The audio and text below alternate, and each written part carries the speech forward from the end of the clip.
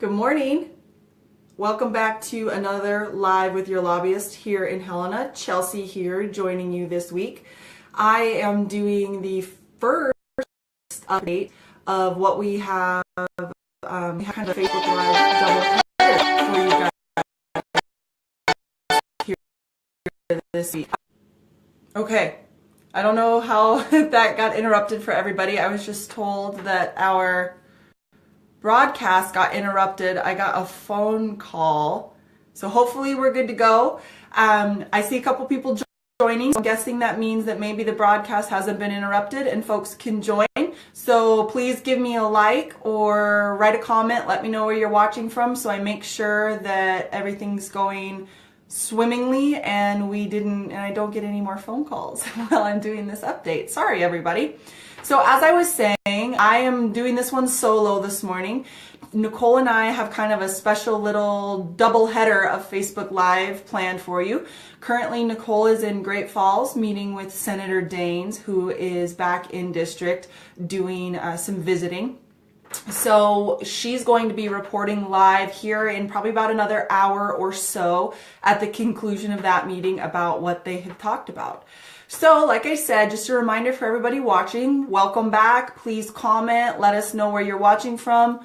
Don't forget to chime in with any of the questions that you might have heard any of the talking about or anything that maybe I haven't talked about but you'd be interested in hearing more about. So just a couple of moments to jump on live and join us here.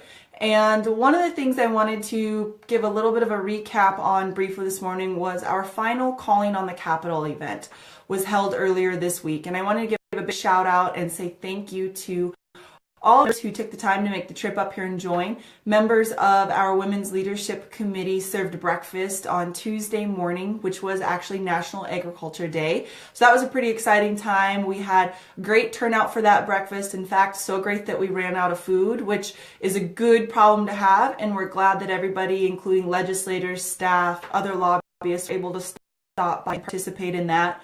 We had a great slate of meetings that were scheduled on the agenda. And I unfortunately wasn't able to attend very many of those meetings, but hi John, I hope you're actually in a meeting in Scottsdale. I'm just kidding.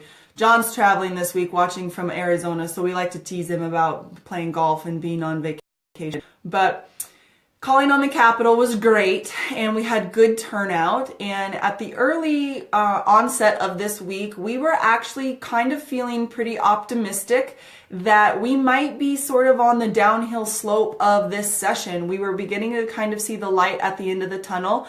However, we were quickly proved wrong by about Tuesday morning is all it took. And this is one of the last remaining transmittal deadlines for this week, was one of the last remaining transmittal deadlines for revenue bills that have money in them. And so as you might imagine, we had a whole slew of new things pop up just in the last couple of days. And we're at the point of the session where time is really of the essence and is becoming very precious. And so bills get drafted, they get dropped in very, very quickly. They get scheduled for hearings very, very quickly. And so it's kind of a really stressful time for lobbyists because things get snuck in on us and we're having to watch committee hearing schedules very closely to stay on top of what's going on. But with that said, we are actually kind of on a downhill slide for the session. We're within about the last 4 weeks of the regularly scheduled session. We keep hearing that they are striving for the goal of adjourning session early. We support them 100% in that goal, and really it just comes down to the ability to be able to get the necessary work done and see if they can reach that goal or not. So we're cheering for them. We hope that they can get us out of here early. That would be great. So a few updates that I wanted to share with everybody this week because it did turn into be a very, very busy week for us here in Helena. First of all, I want to give an update on a piece of legislation we have been talking about almost weekly since the beginning of the session, and of course, Senate Bill 155, the seed bill. I hope many of you saw the information we shared earlier, and I say thank you who took so much time to. Oh goodness, sorry again. I'm apparently having some broadcast issues this morning, so hopefully you guys are hearing me okay. I don't know if there's a big time lapse or what, but I'm getting notifications that we're maybe having some issues with the broadcast this morning. So if I know John was watching, but if somebody else can give me a thumbs up or a like or a comment so that I know whether or not folks are actually able to see this live, that would be wonderful. If you could help me out and make sure that you can actually see what I'm talking about. Okay, there's a couple likes right there. Thank you very much. We'll go ahead with business as usual. I do apologize. We are having some technical difficulties this morning. Sorry about that, everybody. So anyway, I was talking about the seed bill. Wanted to give a huge shout out to all of our members who have done such a great job contacting their legislators and helping us get this piece of legislation through the legislative process. We had a really, really big win for agriculture in the House this week. The seed bill passed the House floor on a final vote of 70-30, which is a very strong vote coming out of the House. Hi, Laura. Glad you're on. Okay, I think we're good to go. More people are tuning in, so that makes me feel better. We came out of the House with a very strong vote on that piece of legislation, and now we kind of need to do a little bit of follow-up, though, in that we really need to thank those legislators who voted with us. Thank them for hearing the concerns of agriculture across the state, and thank them for standing up to fight for Montana's farmers and ranchers, because that's what they did on pieces of legislation like that. So we're very excited. We can, give ourselves 2 thumbs up, cheer, sing and dance, whatever you want to do. We're super excited that we had such a strong vote out of the House on Senate Bill 155. That was really positive, and we're just so happy. Of course, the final step, where we're not across the finish line yet, the final step is to get that piece of legislation across Governor Bullock's desk. I've been asking for a couple weeks now for folks to please reach out to him as well and share those same concerns and those same reasons that we've been sharing with our legislators for supporting 155. We would love to see Governor Bullock sign that bill into law as soon as it hits his desk. So I would encourage you to email. You can send an email to governor, the word governor, at mt.gov, or you can call the Capitol switchboard at 444-4800, and their operators there will help you send a message straight to the governor's office as well. So that is the final leg in the journey for 155 to become law. We've had great results thus far, so we just need to keep the motivation up and make sure we push it all the way across the finish line. So if you're just tuning in, please let us know if you have questions, chime in. Let me know where you're watching from. I appreciate hearing who our viewers are and where you're from, and love hearing your questions. So don't hesitate to jump in. Another update I'll give you guys quickly is another resolution that we worked on this week. Senate Joint Resolution 19 that was carried by Senator Mike Phillips. This was actually a resolution that we worked on last session as well. It didn't quite make it all the way through the legislative process, so we're bringing it back again. And what this resolution does is it would require the state to send a letter to Congress asking them to allow and authorize USDA APHIS, so the Department of Agriculture Animal Plant Health Inspection Service, to go through the necessary rulemaking steps to remove Brucella abortus from the bioterrorism agent list. So that was a big old mouthful I just spit out there. But so we're talking, of course, about brucellosis here, and it referred to the specific strain that we deal with most commonly in Montana is Brucella abortus, of course, which kind of is in the name, causes our livestock to abort their young and fetuses. And right now, because brucellosis is considered a zoonotic disease, meaning that humans who come in contact with meat that potentially wasn't handled or prepared right, or unpasteurized milk products from an animal infected with brucellosis, can actually develop a sickness called ungulate fever. That is the human form of brucellosis. So because it's a zoonotic disease, it is actually listed on the Center for Disease Control's bioterrorism agent, meaning that it is really under lock and key. And that makes it extremely hard for researchers across our country to do any research into developing effective vaccines that would allow us to control would allow us to control the disease. So what we are doing, we're supported Senator Phillips's SJ-19 because he is asking us to write a letter that would implement and initiate that rulemaking process to get Brucella abortus off that bioterrorism agent list. And essentially what that would do is just make it a little bit easier, a little bit less cost prohibitive for researchers to get their hands on that strain to begin developing vaccines that are effective at preventing brucellosis. So we supported that. It was heard, it came through the Senate nicely. It was heard in the House Agriculture Committee earlier this week. Another update I will give everybody quickly here. House Bill 339. We have been working on this piece of legislation actually since before the session began, starting last fall, September, October timeframe. And what House Bill 339 does is changes statute regarding the use of exempt wells in the state of Montana. We've talked about this bill a little bit through various publications. I honestly can't remember if we talked about it much on Facebook Live. So if it's old hat, you guys can shoot me a comment saying to wrap it up and move on. But House Bill 339 kind of tries to put for bed the issue of exempt wells once and for all. If any of you have been following this topic for probably about the last at least 10 to 12 years in the state of Montana, exempt wells has been a policy issue that has caused a lot of consternation for a lot of different groups around the state. Agriculture often winds up on the opposite side of this issue from the development and the building community, who often utilize exempt wells when putting in new subdivisions.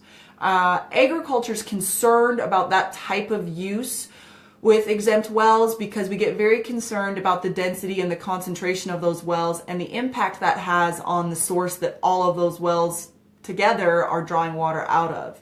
And why that's an issue is because exempt wells are exactly what they say. They're an exemption, meaning that if you have an exempt well that uses less than 10 acre-feet a year and draws fewer than 35 gallons per minute, pumps fewer than 35 gallons per minute, you are exempt from completing the full permitting process through the Department of Natural Resources here in Helena.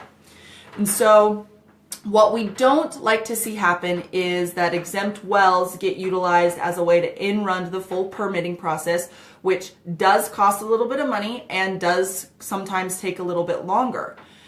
However, because of the exemption, agriculture doesn't have the opportunity to object to the use of exempt wells. If they were to go through the full permitting process, there would be a public notice process as well as the discussion of whether there's the potential for adverse effect on any other water users, and those potentially affected water users would have the opportunity to object. Because of this exemption, because of the criteria limiting the amount of water that can come from an exempt well, we don't force them to go through the permitting process because it's considered a de minimis use of water.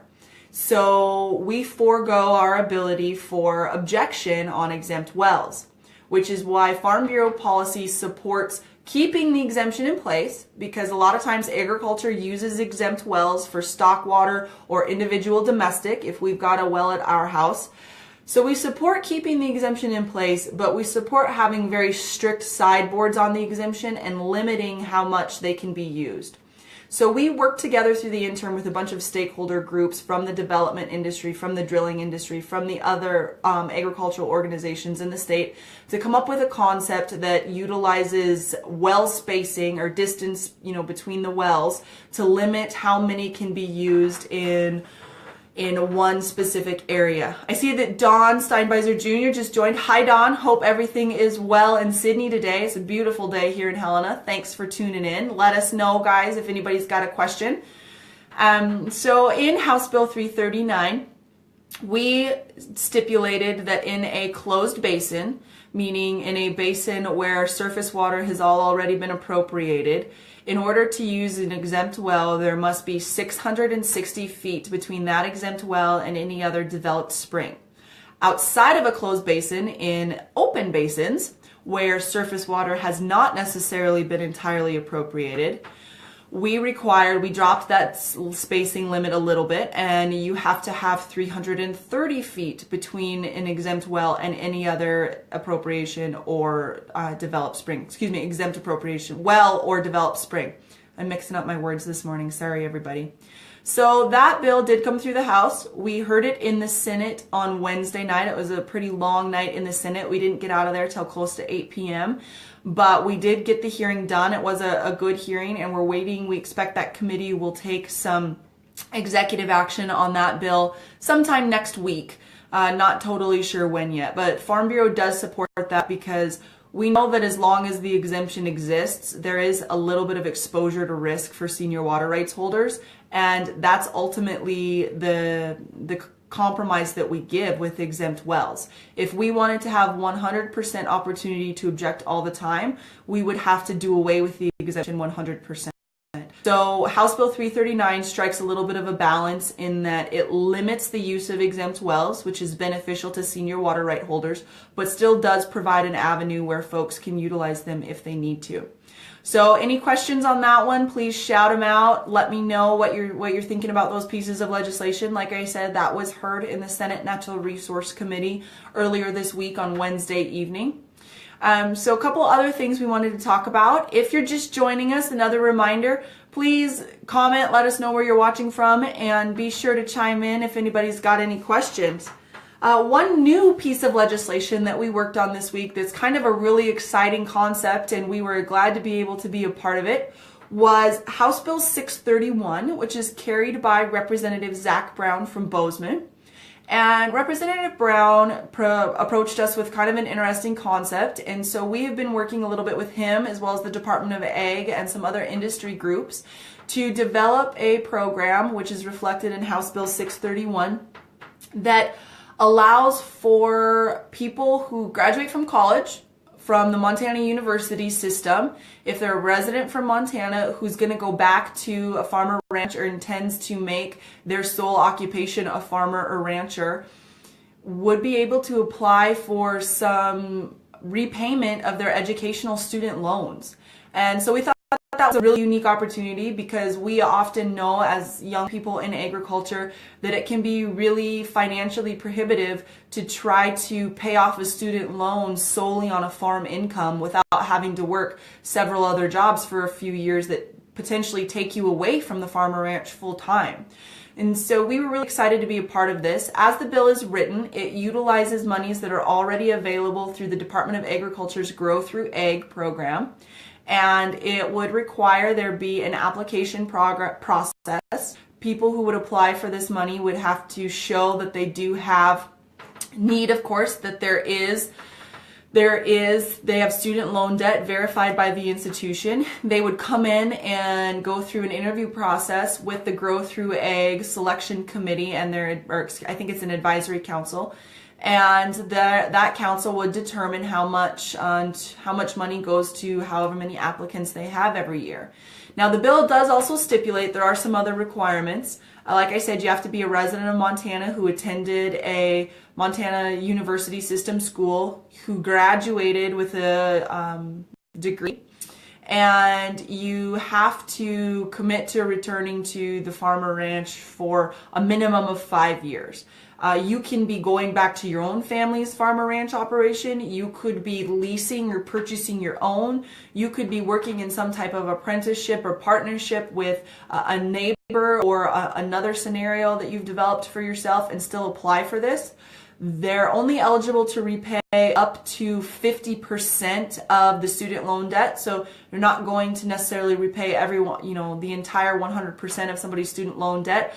But I'm of the opinion that some is better than none. And this is a really great opportunity to continue to remove barriers that keep young people from getting back into production agriculture. So we thank Representative Brown for working on that. It was heard last night in the House Agriculture Committee. It had a great hearing with a few conceptual amendments. It actually passed out, they took executive action on it last night. It actually passed out of that committee unanimously.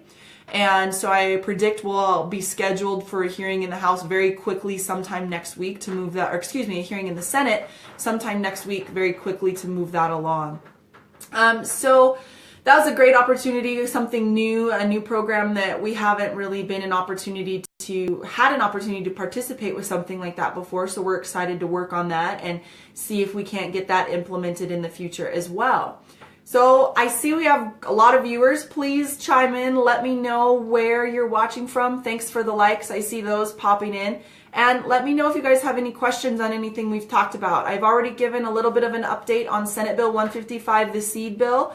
Gave a little bit of an update on Senate Joint Resolution 19, dealing with removing Brucella abortus from the bioterrorism agent list at CDC. I gave a little bit of an update on House Bill 339, an exempt wells bill, and just finished up with a student loan repayment program for folks who graduated from a university college here in Montana and are going back to a farm or ranch. So let me know if you've got any questions on those, or if you've got questions on any other pieces of legislation. I announced early on too, but for those of you just tuning in, make sure you hang out. We have a Facebook Live doubleheader coming up. Nicole is in Great Falls right now with Senator Daines at a roundtable meeting, and as soon as her meeting concludes there in Great Falls, she's going to jump on live and give a little bit of a recap for what we talked about with Senator Daines this morning. So she should be doing that probably, I think at about 11 a.m. is when she thought she'd be over. So be watching around 11 for her to jump back on, and make sure you get the updates from Senator Daines. I'm going to wrap things up here today with just one more update for everybody on AIS. AIS is an acronym for aquatic invasive species, and this has recently become a very important issue for Montana and Montana agriculture. Aquatic invasive species are the two most common ones, and the ones we're dealing with in Montana are referred to as mussels. They're very tiny little mussels. There's two varieties that we're familiar with called zebra or quagga mussels, and they're very prolific and can cause a lot of damage to waterways if they're found there. And we had ourselves a situation in Montana last year where two bodies of water, Tiber Reservoir in north central Montana and Canyon Ferry just outside of Helena here, where they had a suspect positive test for a mussel in Canyon Ferry, and they did have confirmed positive tests for mussels in Tiber Reservoir in north central Montana. So this legislative session, it has been a big priority to set up and establish an aquatic invasive species prevention and mitigation program for the state, because we didn't, prior to about October of last year, had never had any of these positive tests, hadn't really had a program of any real magnitude stood up. We had seasonal watercraft checking stations. We had information about how to keep your boats clean, dried, and drained so that we're not transferring these mussels across waterways. But it's now become pretty clear that Montana kind of needs to take it to the next level and get a program implemented to make sure that we can, at the very least, contain these mussels to the water bodies in and absolutely prevent the spread of them to other water bodies.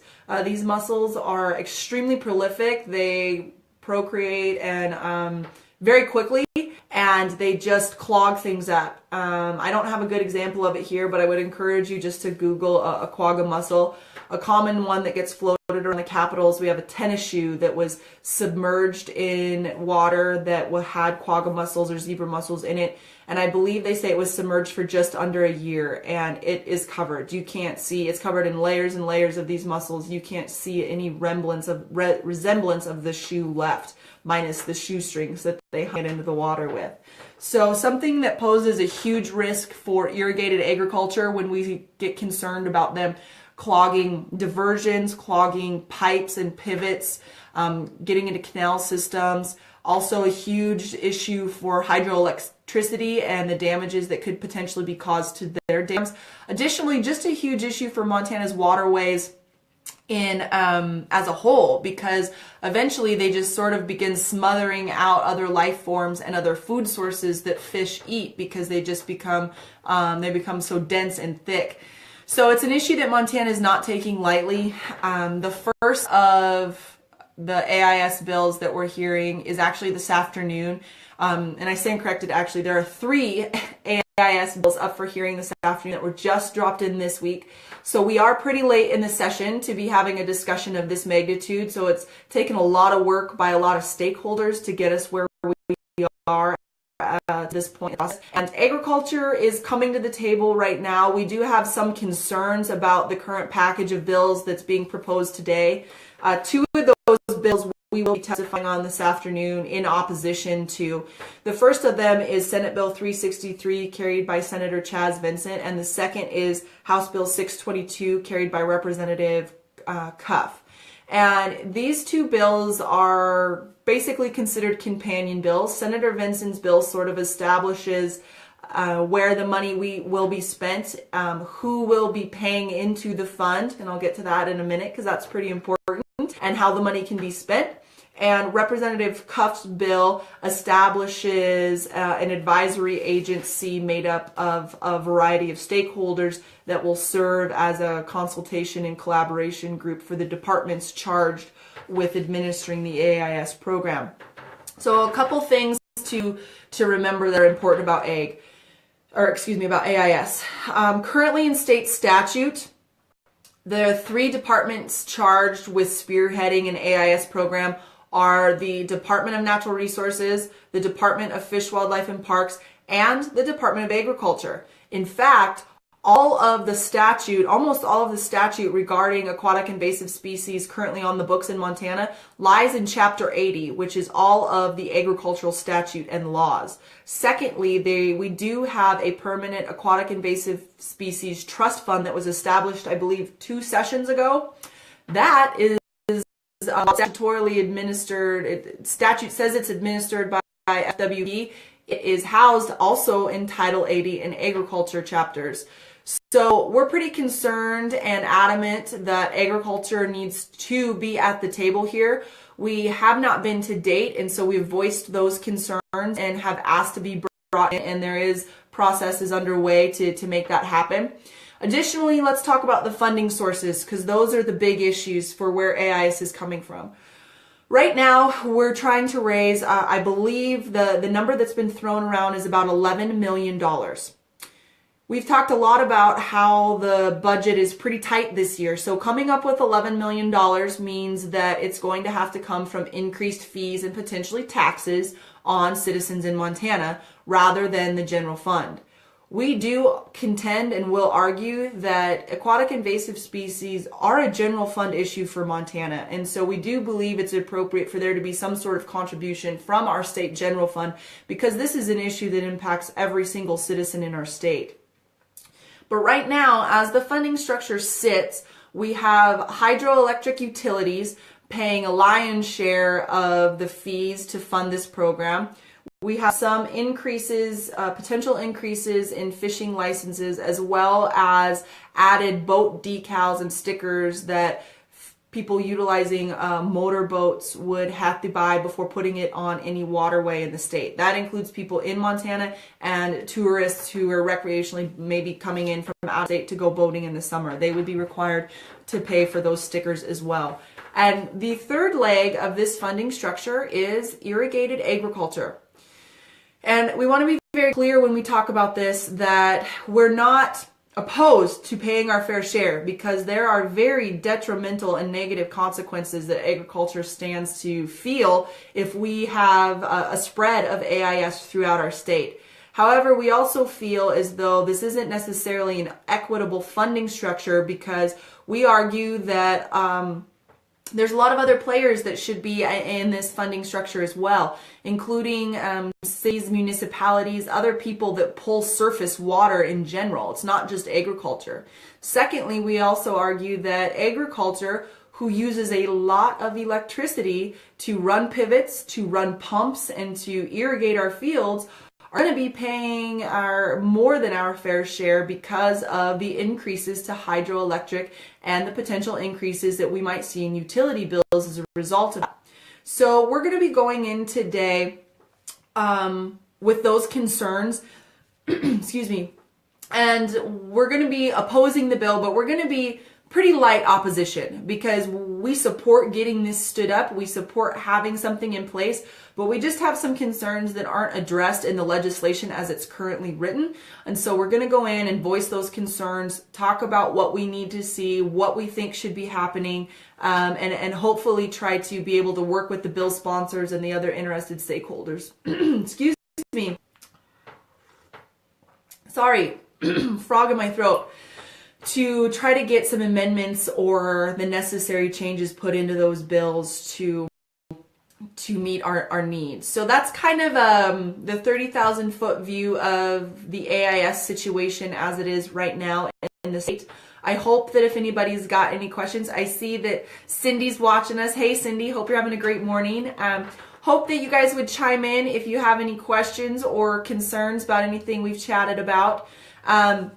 Additionally, like I said, we will be going into those committees this afternoon to talk about AIS, and hope to have a lot more information for you guys next week about this time. Once we've had those hearings, we get to hear from both sides and get to work with the people through the next week to see what we can get established for those pieces of legislation. So that is what I'm going to wrap up with today. I will hang out for just another minute here or so. I actually have another meeting at 11, and I want to get off and make sure that I'm not taking up any time for Nicole to come back on for the double header and report on her meeting with Senator Daines.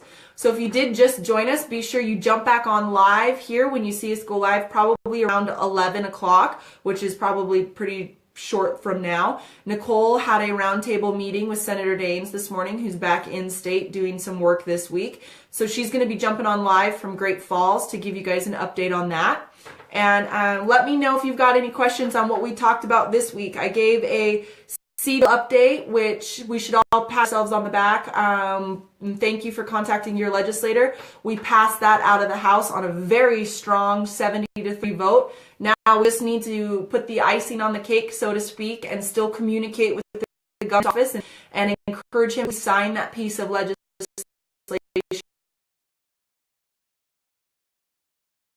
So again, I would ask you to please continue to reach out to the governor's office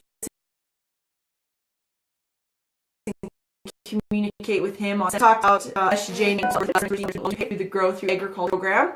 That's an exciting bill. And I wrapped up with kind of the aquatic invasive species bill package update. So if anybody's got any questions about any of those pieces of legislation, please throw your comments up. If you're watching this replay later, please do throw your comments up, because we do check these comments throughout the next week between videos, and we'll do our best to get back to you in a timely fashion. So with that, I thank everybody for tuning in and watching us live. Don't forget to come back shortly for the second half, for part 2 of Facebook Live this week. I hope that everyone is having a great week, and I will talk to you guys again next week. Thanks so much for watching. Bye.